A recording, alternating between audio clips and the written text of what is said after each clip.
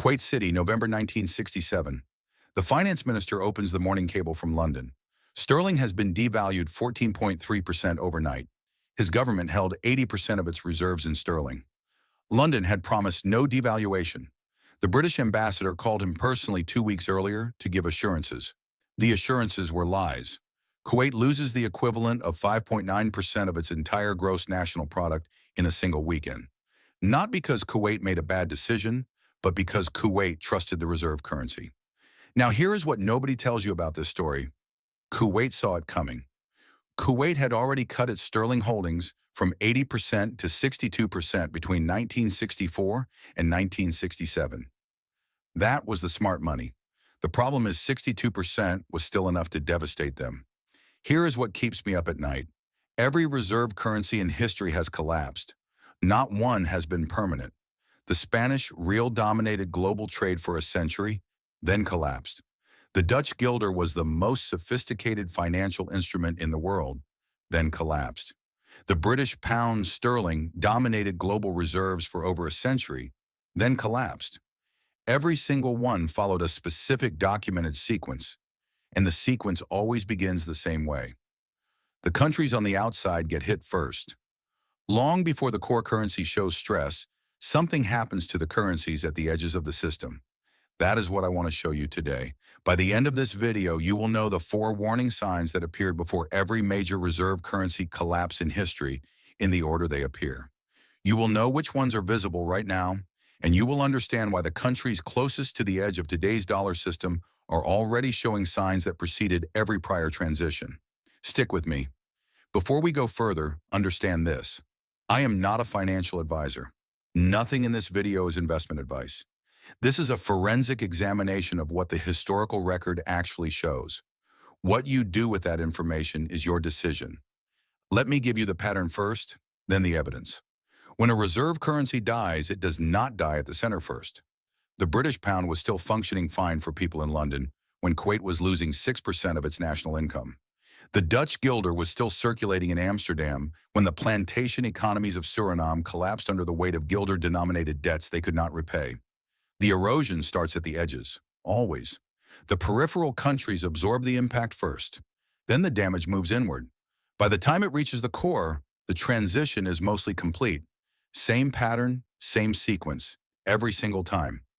Here are the 4 warning signs in the order they appear. Warning sign number 1. The peripheral currencies start collapsing. This is the earliest signal, not the reserve currency itself, but the currencies of countries most exposed to it. Here is how it worked with sterling. By 1964, sterling represented 83% of the official reserves of overseas sterling area countries. By 1967, it had fallen to 65%. By 1968, it was below 55%. During that 6-year period, sterling itself looked stable enough. But underneath, countries at the edge were quietly running for the exits.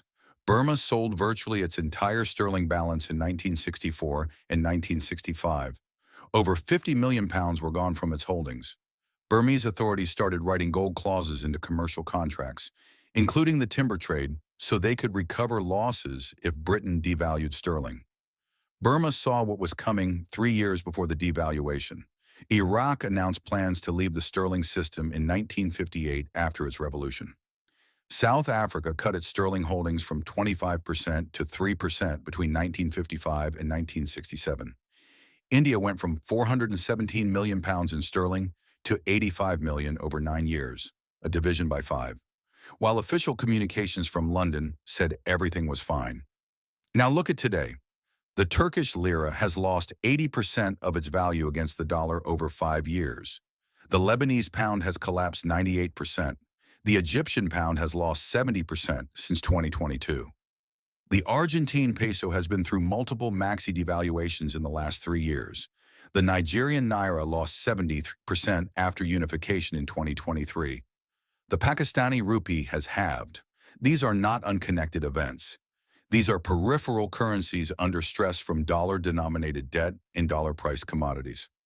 They are not the dollar collapsing, but they are showing you where stress in a reserve currency system always appears first. History is clear on this. When you see this many peripheral currencies cracking simultaneously, You're watching Act 1 of a sequence that always has the same final act. Warning sign number 2. Peripheral governments hold more than they can safely sell. This is the trap, and it is the most dangerous part of the pattern. When a country holds large reserves in the dominant currency, it cannot simply sell. The moment it starts selling at scale, it triggers the very devaluation it feared. So it holds. It waits. It accepts assurances from London or Washington, and then the devaluation comes anyway, and the losses are catastrophic. Kuwait had already cut its exposure in half before 1967. It still lost the equivalent of 6% of its gross national product in a single weekend, because 62% was too much to exit quietly. Malaysia held the second largest official sterling balance of any government in the world. When Malaysia pressed the Bank of England for guarantees in the weeks before November 1967, they got verbal assurances. Then Britain devalued sterling without notice on a Saturday night. The Kuala Lumpur Stock Exchange closed the following Monday. The relationship between London and Kuala Lumpur broke. The trust was gone. Nigeria was still holding £800 million in early 1976. Britain made a dollar value guarantee under the Basel Sterling Agreements in 1968 in exchange for Nigeria maintaining 60% of reserves in sterling. Then Britain unilaterally canceled the agreements in 1974. Nigeria called it a grave act of bad faith.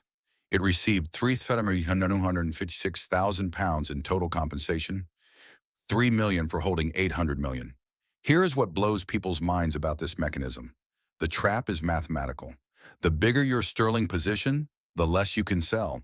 The less you can sell, the more you lose when the devaluation finally comes. The reserve currency issuer knows this. It is part of why the transition always takes decades instead of days. The periphery cannot exit. It can only reduce exposure at the margins while hoping the center holds.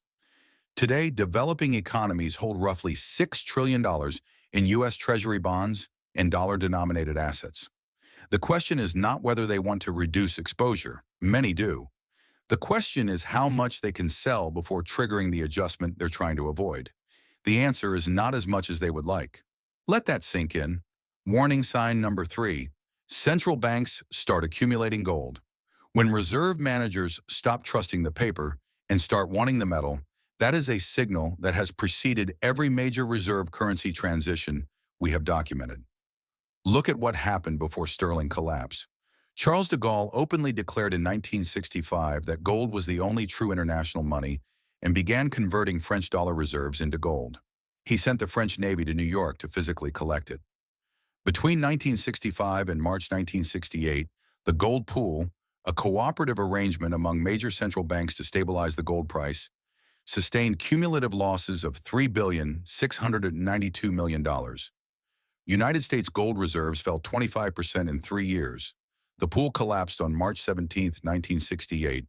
Before that, during the Dutch guilder's long decline, there was a documented scramble for physical coins and hard metal as confidence in the Bank of Amsterdam's paperback system eroded. The bank had been secretly extending credit beyond its charter. When the public discovered this in the 1780s, the premium on bank money over metal coins, maintained for over a century, disappeared overnight. Now look at today. Central banks purchased 136 tons of gold in 2022, 137 tons in 2023, 145 tons in 2024, and 863 tons in 2025. This is the fourth straight year well above the prior decade average of 473 tons. In 2022, 2023, and 2024 alone, central banks purchased more than 3,000 tons. In 2025, the World Gold Council surveyed central bank reserve managers. 95% expected global gold reserves to increase. 43% plan to increase their own holdings. 0% plan to reduce. 0. Poland bought 102 tons in 2025, targeting 30% of reserves in gold specifically for national security reasons. India repatriated 100 tons from Bank of England vaults to domestic storage. China has reported 306 tons, but analysts widely believe actual holdings are far higher. History documents this trigger clearly. In 2022, the United States and its allies froze approximately $300 billion in Russian central bank assets. Every central bank on earth watched that happen. Every one of them quietly asked, could that happen to us? Gold cannot be frozen. Gold cannot be sanctioned. Gold is the only reserve asset that carries no counterparty risk. Do the math. Central banks bought gold at nearly double the historical rate for 4 consecutive years, even as gold set 53 new all-time highs in 2025 alone. That is not speculation. That is institutional memory at the highest level of global finance. Warning sign number 4. Alternative settlement infrastructure appears. This is the latest stage signal. By the time this one appears, the transition is already underway. The peripheral damage is done.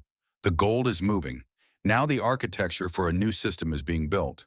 Before the dollar replaced sterling, the United States built the infrastructure first.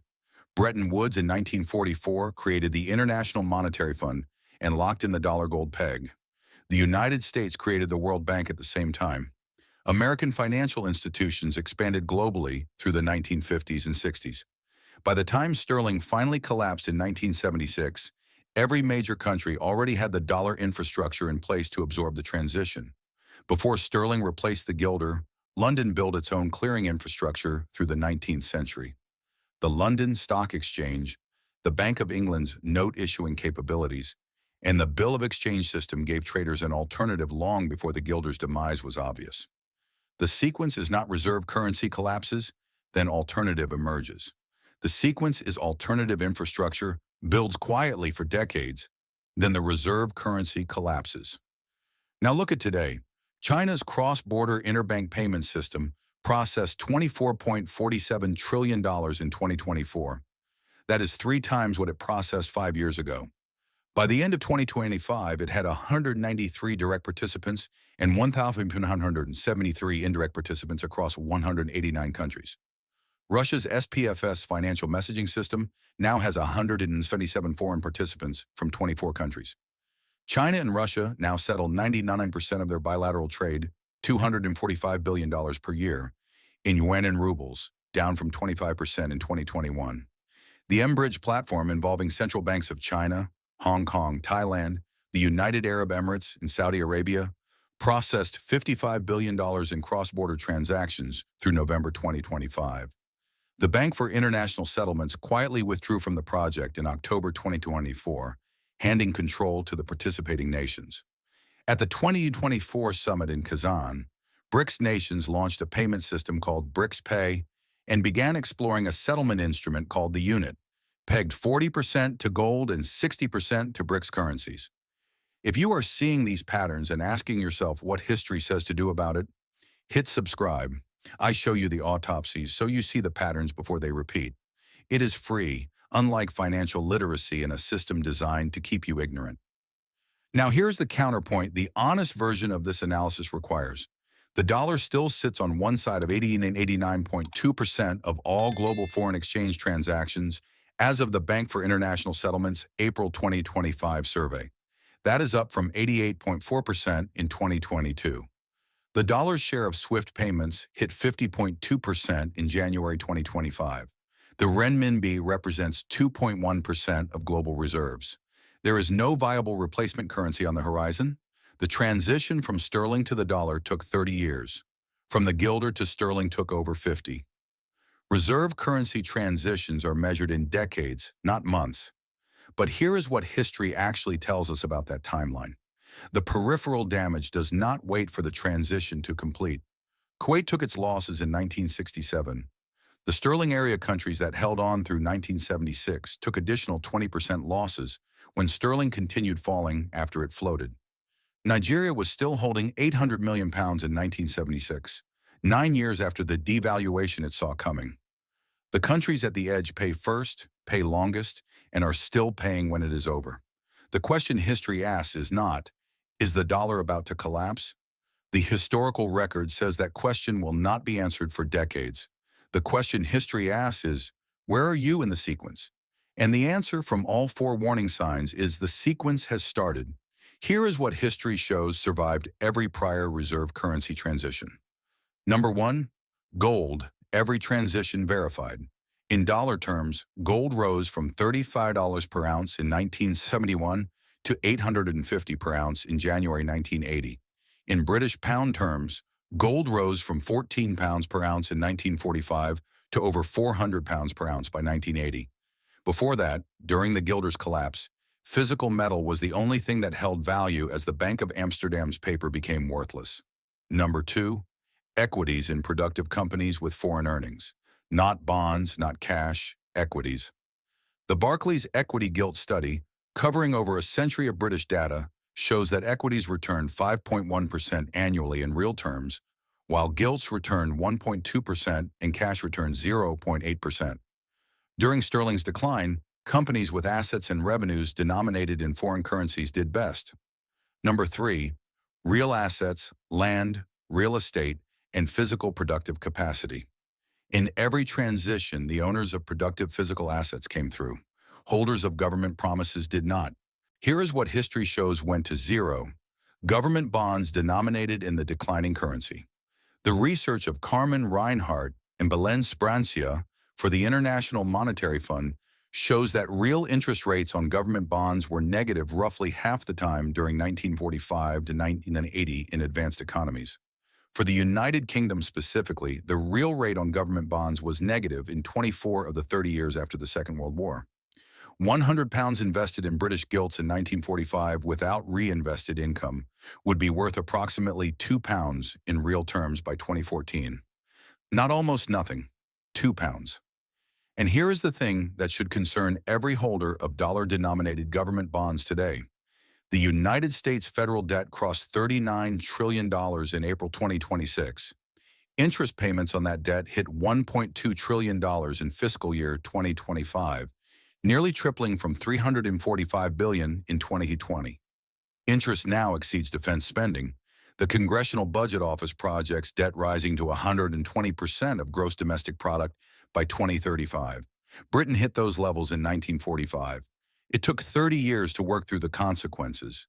The mechanism was financial repression, holding interest rates below inflation so the debt slowly inflated away.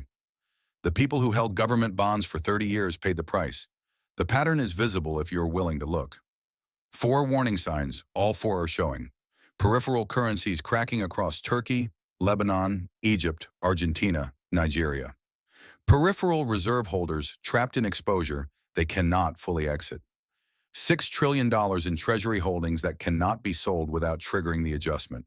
Central banks buying gold at nearly double the historical rate for 4 consecutive years, with 95% expecting to buy more. Alternative settlement infrastructure processing trillions of dollars in transactions outside the dollar system. History is not destiny. The dollar is not about to collapse. Reserve currency transitions take decades. The dollar remains dominant by every current measure. But Kuwait in 1967 was not wrong to be concerned. Kuwait was right. It just could not exit fast enough. The question isn't whether this pattern resolves. The pattern always resolves. The question is whether you will be positioned when it does. Because that Saturday night when Britain devalued sterling, the people who held their wealth in the envelope behind the bookshelf did not need to understand reserve currency theory.